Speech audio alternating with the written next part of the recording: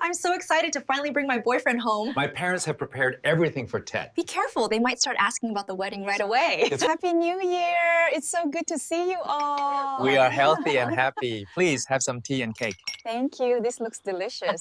Toasting to a happy and prosperous New Year. Happy New Year, everyone! Cheers! Happy New Year. Happy New Year, sister. Here is a small gift for you. Thank you so much. May you have good fortune this year. What a thoughtful present. What does it truly mean to be accepted? Not just as a wife, but as a daughter in a family bound by tradition. This Tet, Huyen returns to Day's ancestral village for the first time as his official wife, carrying both hope and quiet anxiety in her heart. Guided by Mrs. Sam's gentle pride, she is introduced to relatives, bows before ancestors, and slowly earns the warmth of an extended family. Through respectful gestures, heartfelt words, and a simple yet powerful declaration at the New Year's table, Huyen discovers that belonging is not given lightly. It is built with. Tet that year felt different from any other year in Day's life. For the first time, he was not returning to his hometown alone to fulfill a son's duty. He was bringing his wife, Huyen, home to celebrate the Lunar New Year with his mother, Mrs. Sam, and the extended family.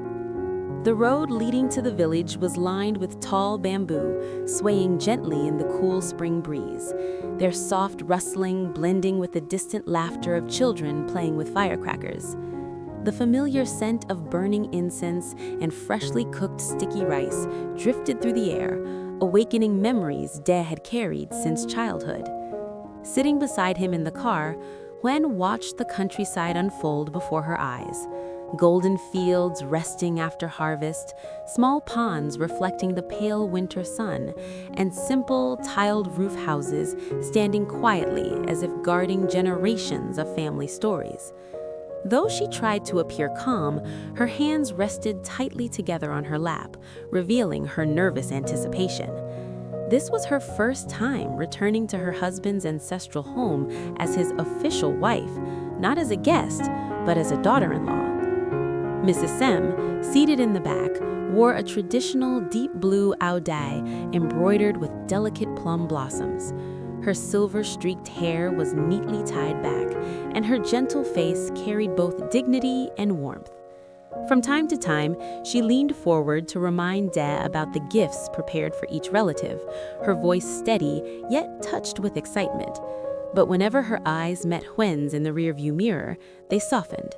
She reached out and gently placed her hand over Huyen's shoulder, giving it a reassuring squeeze. "Don't worry, my child," she said kindly. "Everyone has been waiting to meet you." Those simple words eased the tightness in Huyen's chest. She had grown up without experiencing the fullness of a large extended family, and the thought of being formally introduced to so many relatives filled her with both gratitude and quiet fear. Would she be accepted? Would she be loved? As they entered the village gate, neighbors recognized Dae immediately. Smiles spread across familiar faces, and greetings echoed warmly along the narrow lane. Dae stepped out first, unloading baskets of Tet gifts, tea, sweets, dried fruits, and carefully wrapped red envelopes, while Huyen followed beside him, adjusting her soft pink ao dai. The sunlight touched her face gently, and in that moment, she looked both graceful and humble.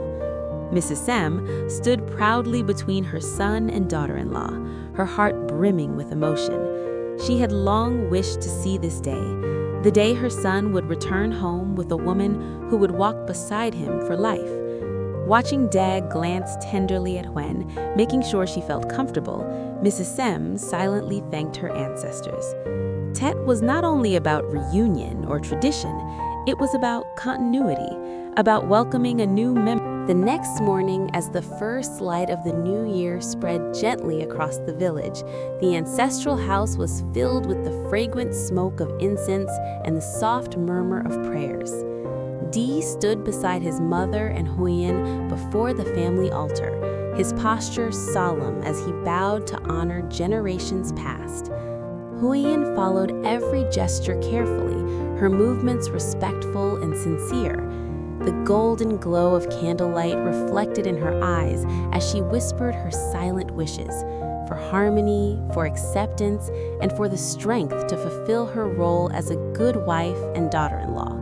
When the ritual ended, Mrs. Sam turned to her with a small nod of approval, a gesture that carried more meaning than words. After breakfast, the real journey of the day began. Carrying trays of carefully prepared Tet gifts, Mrs. Sam led Dee and Huyen along the narrow village paths to visit relatives. The air was crisp yet lively, filled with greetings of Happy New Year exchanged from one doorway to another. At the home of the eldest uncle, Mrs. Sam stood tall and proud. With a warm smile that softened the lines of age on her face, she gently placed her hand on Huyen's arm and said clearly, "This is my daughter-in-law Huyen, Dee's wife." There was unmistakable pride in her voice. It was not merely an introduction, it was a declaration that Huyen belonged.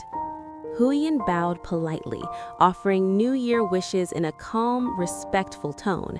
The elders studied her with kind but observant eyes, the way older generations often do, measuring character not through grand gestures, but through humility, tone, and sincerity.